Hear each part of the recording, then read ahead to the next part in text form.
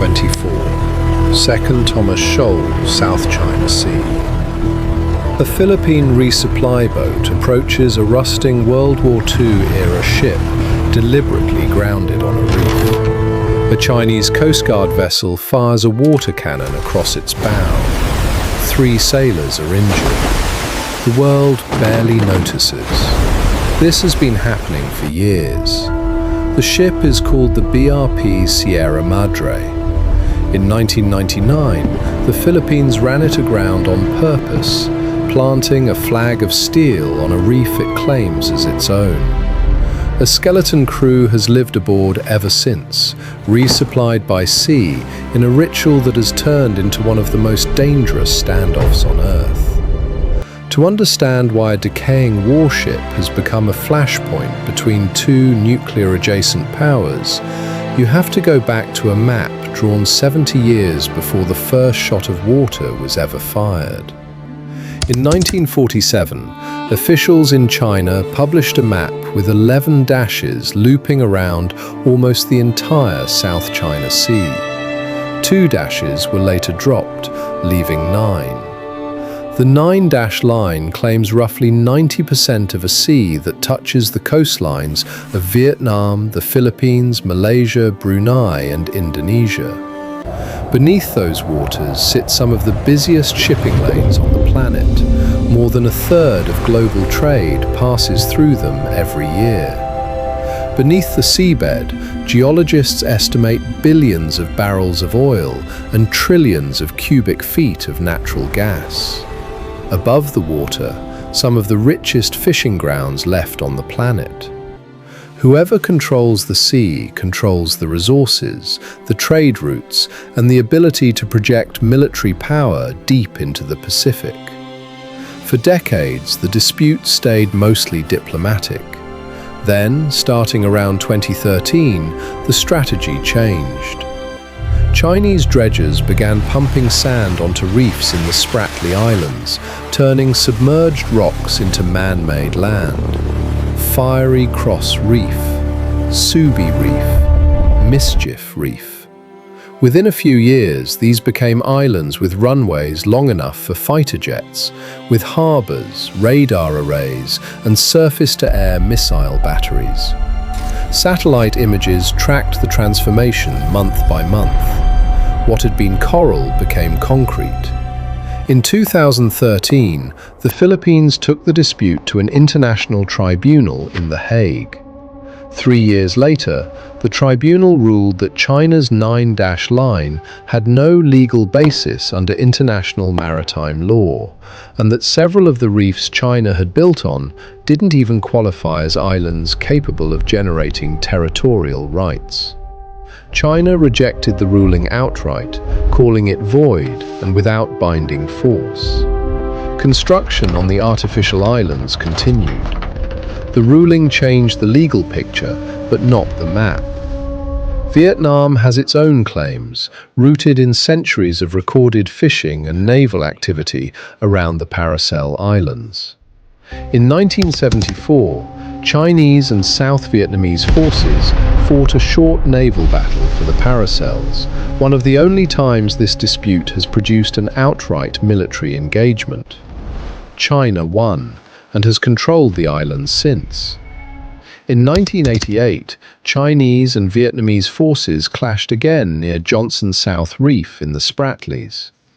More than 60 Vietnamese sailors were killed. Vietnam still marks the anniversary. China still holds the reef. Malaysia and Brunei have quieter claims, largely tied to oil and gas blocks off their coasts, contested but rarely confrontational. Taiwan, separately, claims almost the exact same territory China does, an inheritance from the same pre-1949 maps, which makes the dispute even stranger. 2 governments who disagree on almost everything else agree entirely on where the line should be drawn. The Philippines has become the flashpoint of the last several years for a specific reason. Second Thomas Shoal sits well within what international law defines as its exclusive economic zone, not China's. and it is here that the confrontations have become almost routine. Chinese Coast Guard ships shadow Philippine vessels. Water cannons have shattered windows and injured sailors. In June 2024, a Philippine Navy boat attempting a resupply mission collided with Chinese vessels near the shoal. A Filipino sailor lost part of a finger in the encounter, according to Philippine officials. Video from both sides circulated within hours, each accusing the other of ramming first. The United States sits behind this dispute without directly entering it. Washington has a mutual defense treaty with Manila dating back to 1951 and has stated repeatedly that an armed attack on Philippine forces, vessels or aircraft in the Pacific, including the South China Sea, would trigger its treaty obligations. The US Navy conducts regular freedom of navigation operations, sailing warships deliberately through waters China claims as its own, asserting that international law, not unilateral declarations, governs who can sail where. Beijing calls these operations provocations. Washington calls them the defense of open seas. Both statements can't fully be true at once, and neither side has backed down. China's Coast Guard has grown into something closer to a second navy, some of its cutters larger than many countries' actual warships. Alongside it operates what analysts call the maritime militia, ostensibly civilian fishing fleets that gather in disputed areas, sometimes hundreds of vessels at once, anchoring in tight formations near reefs and shoals. Officially, they are fishermen. In practice, they function as a forward presence that complicates any response, because firing on a fishing boat carries a different weight than firing on a warship, even when the fishing boat never once drops a net. The dispute has also become a war fought in evidence.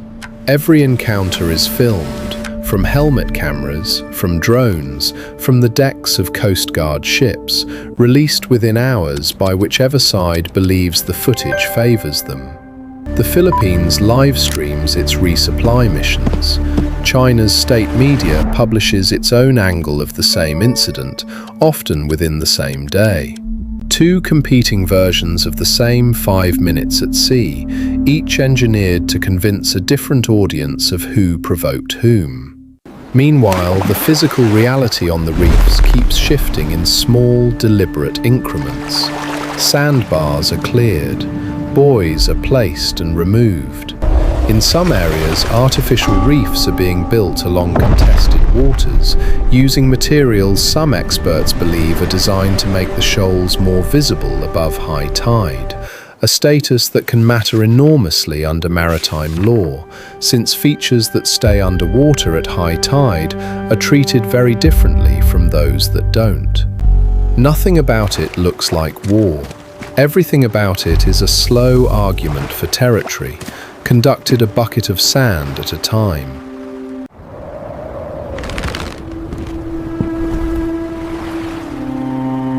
No shots from a warship have been fired here in decades. No treaty has technically been broken.